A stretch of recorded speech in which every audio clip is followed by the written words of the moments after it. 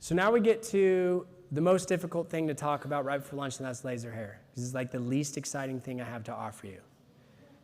But here's my statements on laser hair. You have to have it. As much as I hate to play the game, if you don't have it, the person across the street does, and guess what else they do?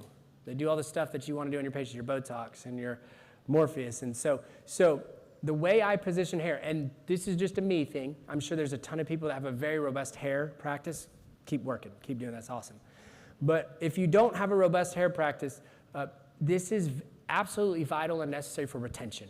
Write it down, circle it, retention, retention, retention. Because when you look at the hair market, and these are old, this is 2018, it's even more popular now in today's world. Over 500 million, $500 million was spent on hair removal products. Now, and this has grown, and then men is the biggest segment. So my point is, like for example, I have a competing med spa in town. They're actually a tattoo shop.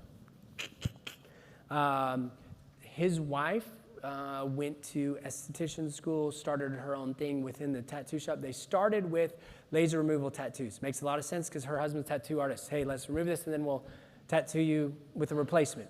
Well, then she went from that to getting into some of these other things, and now she's doing hair like crazy. And so she's probably our largest competing spa doing hair. If I don't have hair, all my patients are gonna go over there, and then she also is doing all the other things that my med spa does. So it's good for retention at the very least. So you need it for retention because everybody's doing it. Our hair, obviously, gold standard wavelength, which is considered to be 810, and then we have the gold standard fluence, which is the amount of energy being laid down over surface area. Again, those things just equate to efficiency. One important point that many of you know, especially if you've gotten hair removal, and especially if you've gotten it in an intimate area, you know how snappy it can be, right? It's a little snappy. And so it's very important to have a chilled tip. Now, this is not new to anyone. A lot of the companies have a chilled tip. I'm proud to say that InMode was one of the first. But we have 3P cooling, which is pre-cooling. So if we're moving down the screen, we have pre-cooling, parallel cooling, and post-cooling. And the reason why this is so important is illustrated in this video. I started getting laser hair removal, essentially all over my entire body. Okay, and so when they do your front downstairs, they're gonna do your back downstairs.